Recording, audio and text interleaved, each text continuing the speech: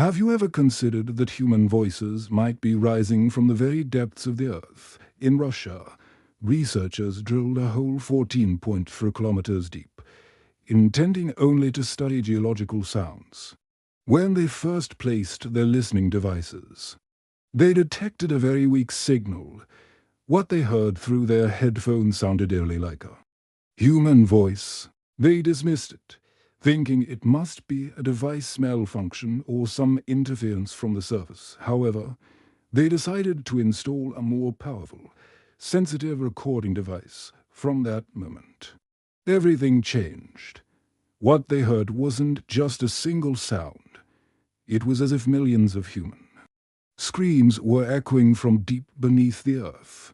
According to reports, some researchers quit on the spot, unable to explain what they had heard.